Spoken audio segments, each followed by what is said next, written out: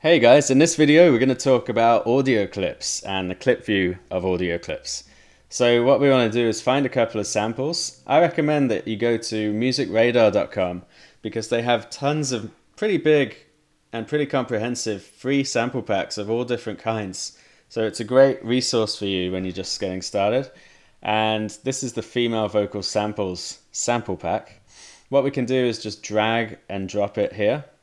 If you also want to insert an audio track, you can press Command T or Control T on Windows. For a MIDI track, you can press Shift Command T, and those are useful shortcuts for you to know. So let's check out this sample here. I don't wanna let go.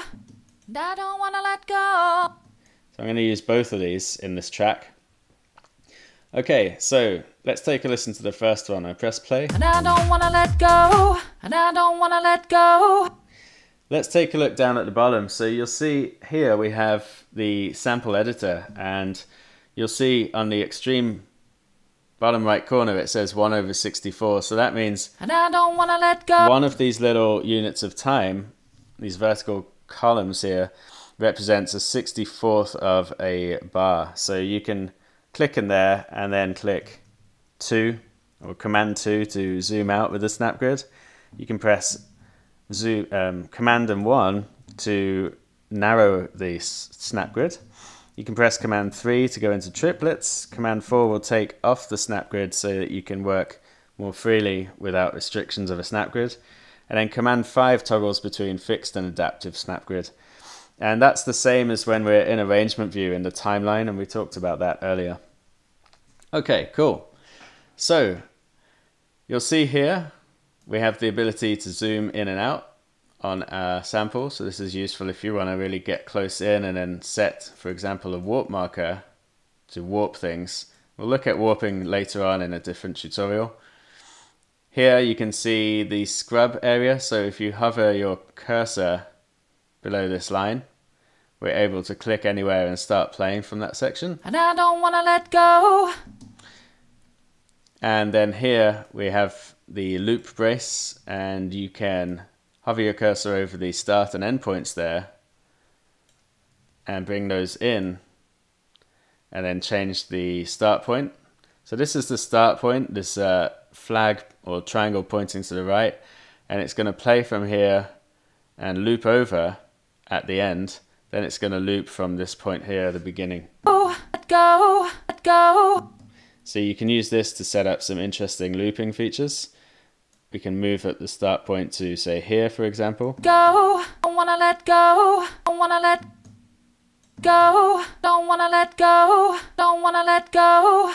But of course, that's not going to be one bar of music, so that's going to sound a bit strange with the rest of the instruments like this. Go. Don't wanna let go. Don't wanna let go. Don't wanna let go. You can see it's not looping properly with everything else. Okay, so that's pretty much covered the sample editor, except for warping, which we'll look at in more detail later. For now, I'm going to move the start point and the loop point back to the beginning. And we have a full bar of music there. Okay, so next let's talk about these boxes we see on the left. You'll see that we have the clip view here, and we can deactivate the clip. And you can see it's been grayed out there, it's not playable anymore. So we can activate the clip. We can change the name of it here, so hello for example. Change the color. Signature is 4/4, probably best to leave it in that as the rest of our song is in 4/4. Below there we have the ability to select different grooves, and that's really very useful. But we're going to talk more about working with grooves and swing later on in this course. Next we have below there 3 circles. So you'll see L shows and hides the launch box. We'll look at the launch box in a later video because that's a very powerful feature if you enjoy working in session view. Next to that we have show hide sample box. The sample box is very useful and necessary when you're working with an audio clip. And then we have show hide the envelopes box. And this allows us to create all kinds of automations inside our clips, and it's very useful. Great, so next let's talk about the sample box. You can see here, let's say if I click on this sample here, so you can see all night is selected there.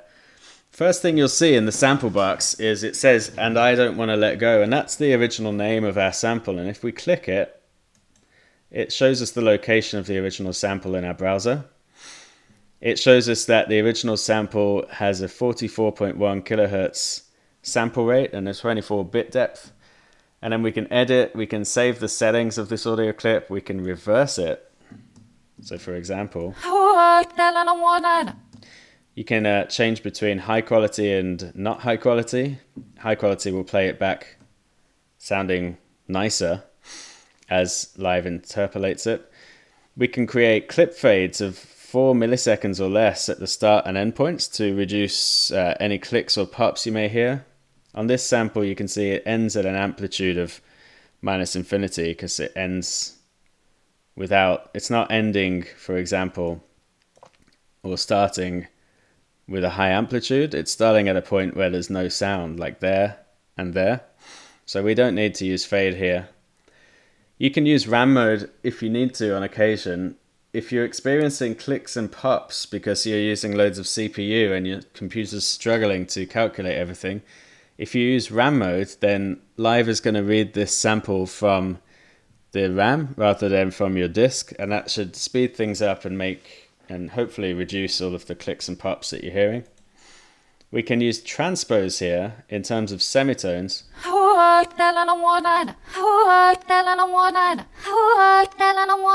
So I'm just using the up and down arrows. I can click on the orange circle there to reset it. You can move up and down there by dragging with the cursor. 12 semitones is 1 octave, so you can click there and press shift and up, and it goes up by by octaves. Okay, we can detune in terms of cents, which is 1/100th of a semitone. And we can reset that by clicking on the orange circle there. We can change the volume level. Then we have warp mode activated here. So we'll look at warp mode later on. Warp mode is very powerful. It allows you to insert warp markers and stretch the sample. Below that we have the segment BPM. So this is Live is trying to guess the original tempo of the original sample, and you can change that segment BPM there if you want to. We also have :2 and *2. So :2 is going to half the original tempo. *2 is going to double the original tempo, and you can see that changing in the sample editor there. And below there we have different warp modes. So there are warp modes for beats. It's best to use this when you're trying to time stretch a drum beat. We have tones, texture, repitch, complex, and complex pro. But we'll look more at warping samples later on. And then to the right of that we have start set start. So when you click here while the clip is playing to set the start marker to the current play position, and this is rounded up to the nearest global quantization setting. So if we have the global quantization setting set to 1/4 of a bar, then we play this clip and click this. Did you see that it moved the start point to here? Because that's roughly where the play position was when I clicked it. So now when I press play, it starts playing from here, and we can drag this to different positions. You can also set the start position by typing here. So bars, beats, and 1/16ths. Let's change it to the second beat. And now you can see it's on 1.2. Okay. Below there we have the end position, and again you can press play and click on set. So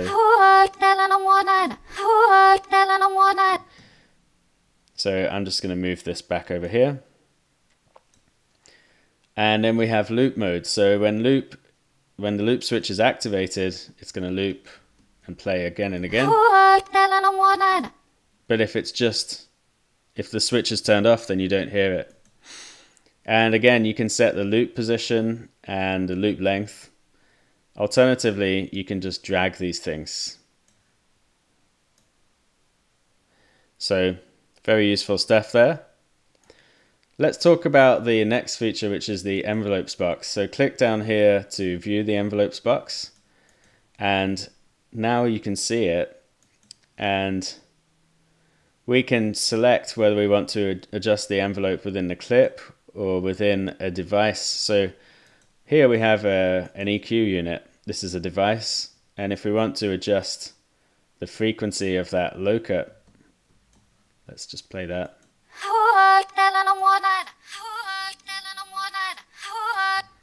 Then we can shift and tab to go back into clip view.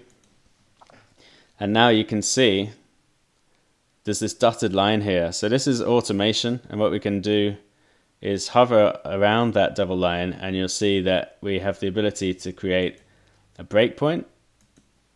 So let's create some breakpoints, and then we can drag some of them. Now we're creating an automation of that frequency. So you could see that there's a little red square there by that frequency. That indicates that it has been automated.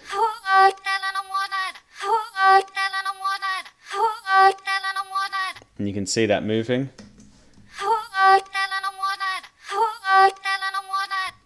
I can select all of this area and press delete to remove that automation.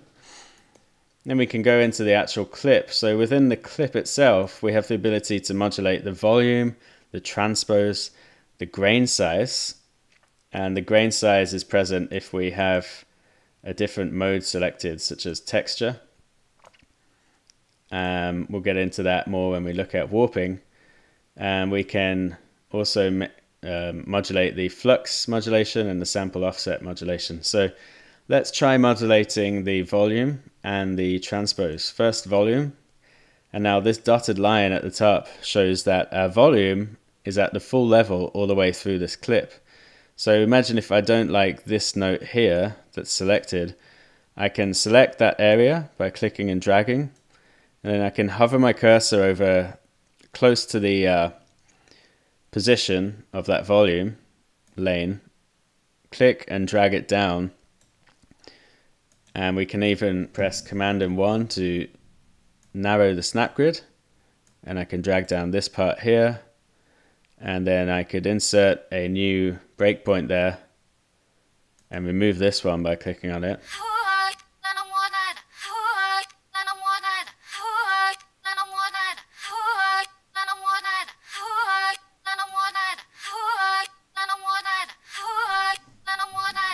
You can even press Command 4 to take off the snap grid, select a region, pull it down.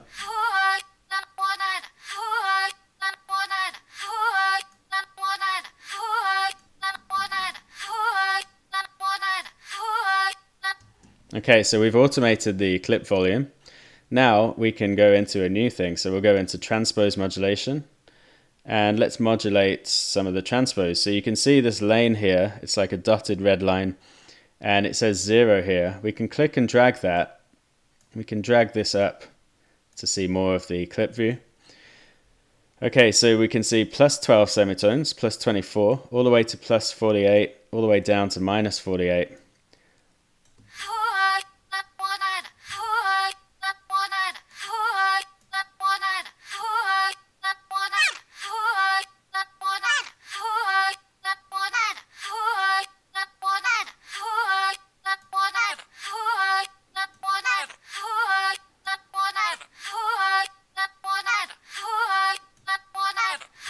If I wanted to make this line here curved, I could hold my cursor close to the clip until the automation lane turns blue, hold down Option, and then drag with the mouse.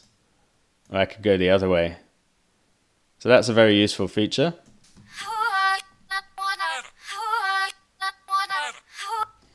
Cool. So I've shown you how to use the envelopes box and the sample box.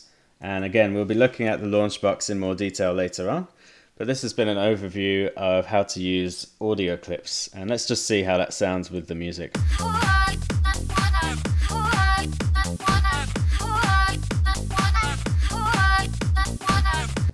Okay, doesn't sound too great yet, but we'll clean it up.